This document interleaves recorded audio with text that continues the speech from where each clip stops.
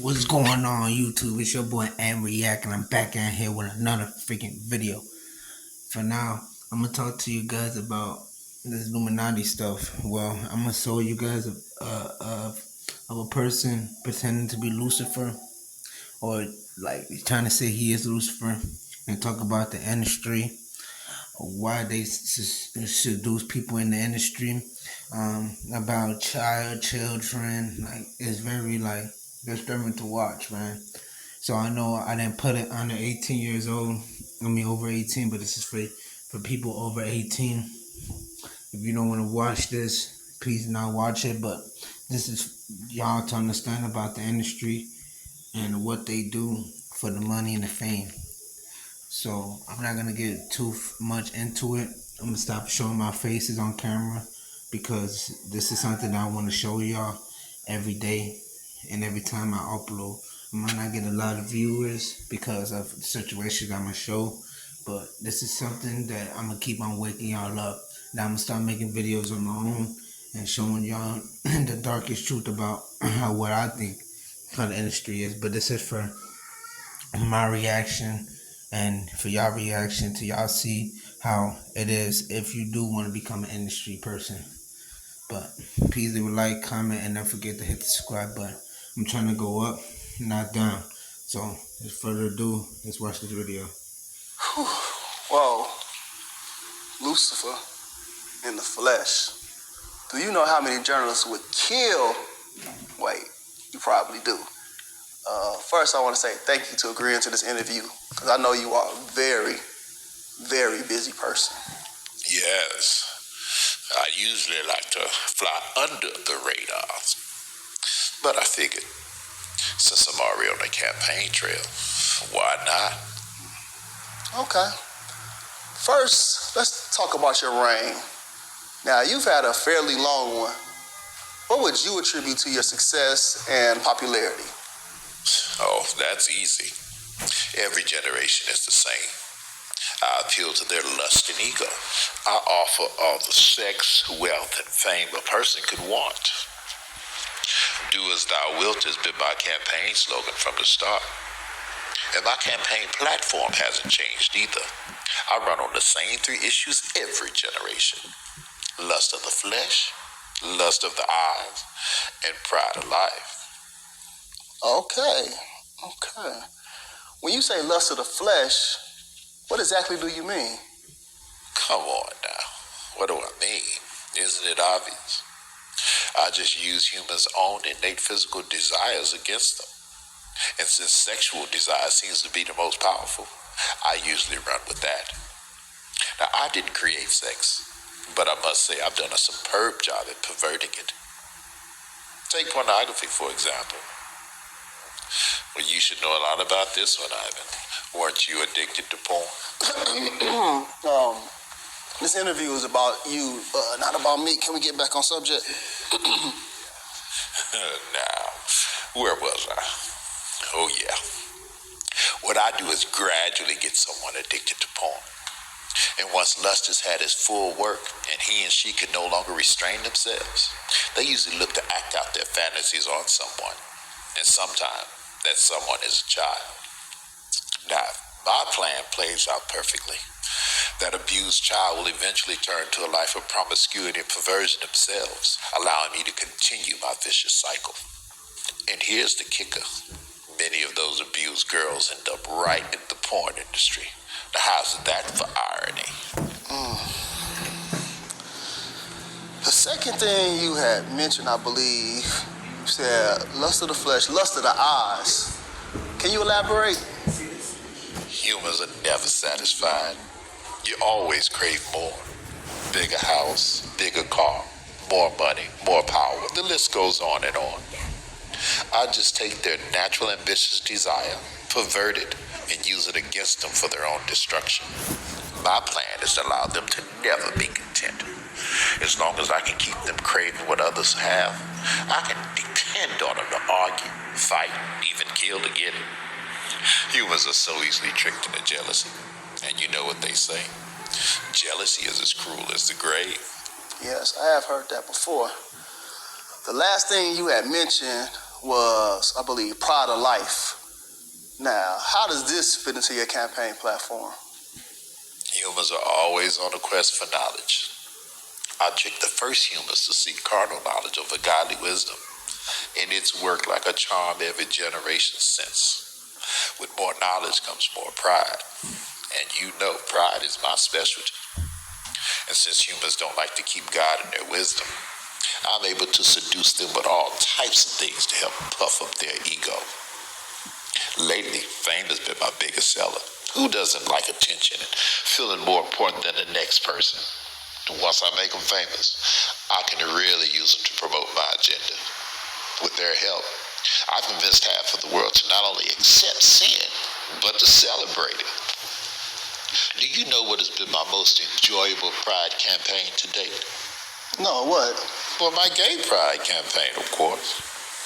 Not only do I get the chance to promote your own self-destruction, I get to use God's logo, the rainbow, to do it. Love is love, right? My plan not only prevents you worthless humans from reproducing, it distorts the gender roles and allows me to bring all types of chaos and confusion upon your pathetic societies. It's been so successful, I've got men convinced they're women, and women convinced they're men, and some convinced they're no gender at all. And I've got 2 more Pride Initiative campaigns I'd like to introduce in the near future. Really? I'm guessing you probably want me to ask you what they are, right? Well, first, it's abortion pride. Now, I think we can pull this off. Society is definitely ready for it. I've enlisted to help a Planned Parenthood to work with marketing and promotions. And all we'll have to do is silence the so-called abolitionists and pro-lifers, because the rest of the church doesn't seem to care. And second is pedophilia pride. Now, society might not be ready for this one just yet, so we'll hold off. I need to desensitize them a little more before we introduce it. Okay. Let's change gears for a minute and talk about policy. Some may consider your policies destructive, dangerous even. What would be your response to that? What would you say to your detractors? All of my policies are aimed to do one of 3 things: either steal, kill, or destroy. And if it's not doing one or all 3 of those things, then it's not in my agenda, and I'm not promoting it. Okay. I'm happy you said that. It seems as if you promote your agenda differently to different ethnicities. If so, why? Of course, I'd be a fool not to. Take black people, for instance. As a people, they're super spiritual, so I can't really convince them that there is no God. What I have been able to do as of late is convince them that he's not the God of the Bible.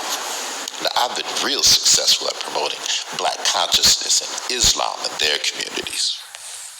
I'm so happy you mentioned black people. It seems as if we've been at the very top of your agenda for quite some time. Why is that? A few reasons. Black people help me reach the masses. Now, as you know, I was over music in heaven. My beats were so dope, I got over 1/3 of the angels to follow me. And once I got here to the earth, I needed artists and entertainers to help me promote my message here. Who better than black people? Black people possess all the natural rhythm and music ability that I need. And it's easy for me to influence them with money, since so many of them grew up without it. Another reason I target black people is because they're strong mentally and physically. If black men were to ever find their identity in Christ, I'd be in trouble. So I try my best to destroy the black family structure and keep black men away from his family and the church. Drugs and incarceration are a couple of my more popular means.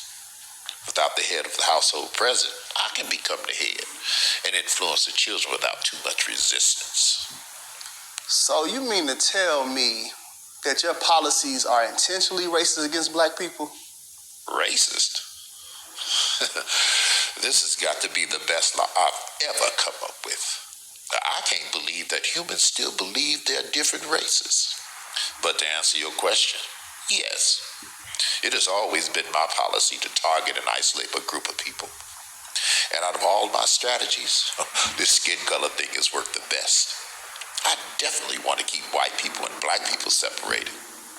As long as I can keep black people bitter and white people offended, I'm good. Hopefully black people will never forgive. That way I can continue to use them. Okay, my question is, what role, if any, does your administration play in this black on black crime epidemic? Well, as great as my administration is, we can't take all the credit for this. Black people help us tremendously. By aborting so many of their babies, they allow us to bring death to their communities. As the Bible says, they sow the wind and reap a whirlwind. When implementing all of these policies, do you ever face any resistance or pushback? And if so, from who? One group in particular try to oppose every policy I try to implement. I would be so much further along in my agenda if it wasn't for them. Really? So what group is that? Those pesky, born-again Jesus followers. They're a real thorn in my side. Every generation they come together and try to dismantle one of my signature policies. Now, I've convinced half of the world that Jesus didn't exist and the other half that he wasn't divine. But I can't seem to convince them. They seem hell-bent on telling everybody about him and spreading his message. And some of them believe he's coming to unseat me in this generation. Crazy, huh? I tell you, those idiots are really messing with my legacy. So, Lucifer, how does that make you feel when us idiots say that Jesus possibly could be coming back in this generation to unseat you? Y'all been saying that for centuries. I just use it as motivation to get as much of my agenda pushed through and deceive as many people as possible before he returns. I think I've done pretty well. My record speaks for itself. About 150,000 people die each day, and most of them don't know Jesus. 150,000 people. Whew. Well, you know what? This concludes our interview. I want to say thank you for an open, honest, pretty frank discussion with me. Is there any last words you would like to leave with our viewing audience? Yes. I'd like to take this moment and give a special thank you to two groups of people. First, I want to say thank you to all my followers. You are the hands and feet of my administration, and we could do nothing without you. Keep up the good work spreading my message. And second, I'd like to say thank you to the divided church. I love the way you argue and use your passions to fight amongst each other. Keep up the good work. There's really no rush to tell people about Jesus. You all have plenty of time. Look, man, that's what I got on that. But my take is this, man. This guy telling you what they do in the industry. And you guys got to take it or leave it. Remember, this is what goes on behind closed doors. But this is your boy, and I'm gone. Y'all know the rest.